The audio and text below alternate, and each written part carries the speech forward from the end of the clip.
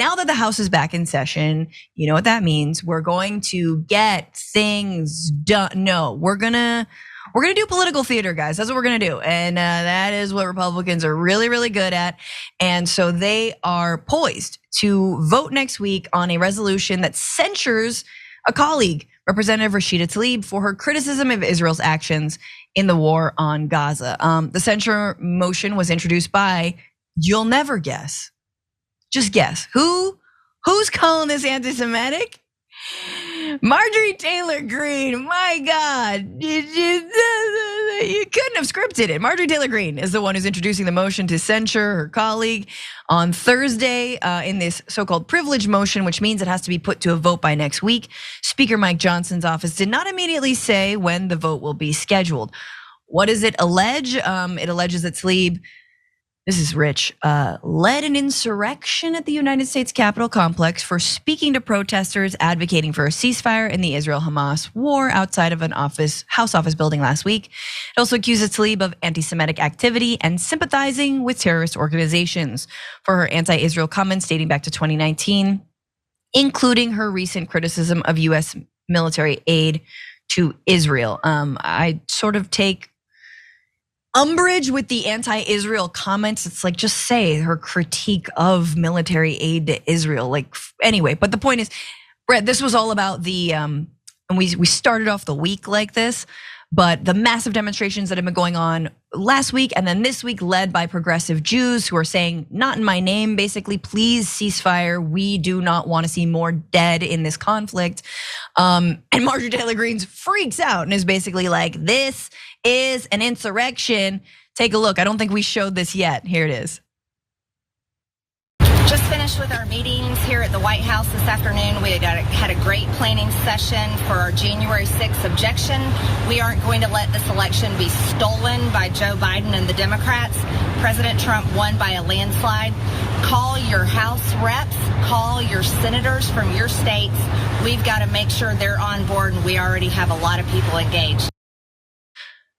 Sorry, y'all, it's been a long week. That wasn't the clip that I was teeing up, but that's okay, we don't have that. But she was basically like, this is an insurrection. But there she is, arguing and asking people to call their reps about what? About the 2020 election that was supposedly stolen, was not stolen. You know, something happened on January 6th, et cetera, et cetera, et cetera.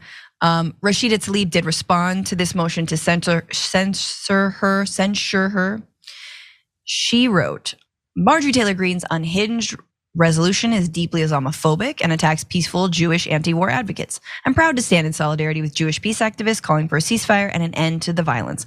I will not be bullied, I will not be dehumanized, and I'll not be silenced. No, and then I'm just gonna skip to no child has to suffer or live in fear of violence. I do just want to remind everyone, Marjorie Taylor Greene, the irony that she is bringing this resolution and saying that Rashida Tlaib is anti-Semitic.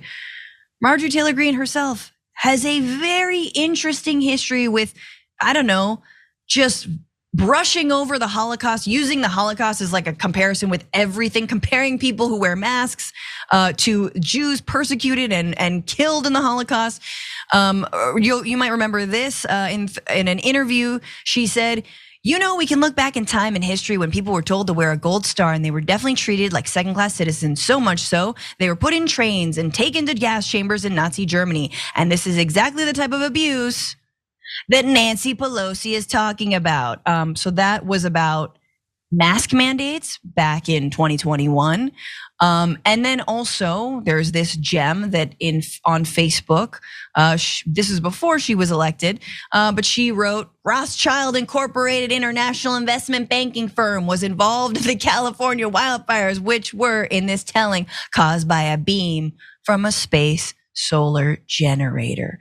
And then she has spoken at Nick Fuentes' AFPAC, right? Which America First PAC, I think that's what it is. I get that confused with like the insurance company. There she is. AFPAC. And you have to like, you know, do a little goose step. It's literally it's the goose step.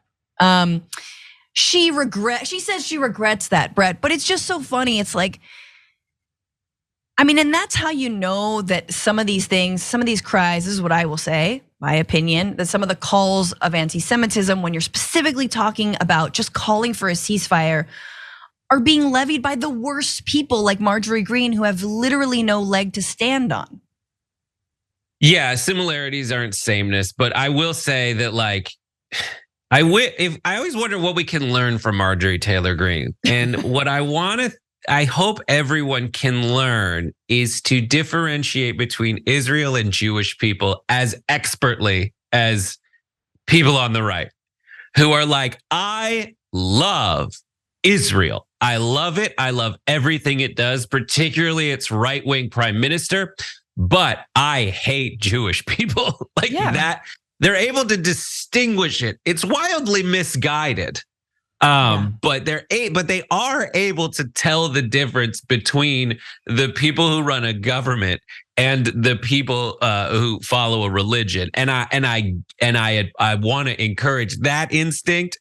I would hope that people she views people as like Rashida Tlaib, who are like encouraging a ceasefire and trying to find other like-minded people to do discourse that affects American policy. I think that entire dynamic is kind of healthy and kind of how the Constitution that Marjorie Taylor Greene says that she supports was designed. And hopefully representatives find people to have like-minded voices and they represent a certain voice, as opposed to Marjorie Taylor Greene, who says every dumb thing that pops into her mind and will go to any place that invites her because she just loves to see her face on camera, even if the cameras are paid for by literal neo-Nazis. Yeah. Absolutely.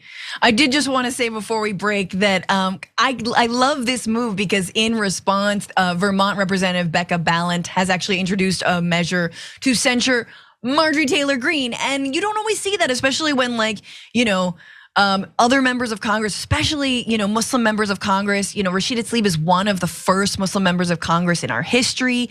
And it's nice that someone like Representative Balint is like, no. You know who needs to be censured? Marjorie Greene, for all of the things that she's done and said, including actual anti-Semitism.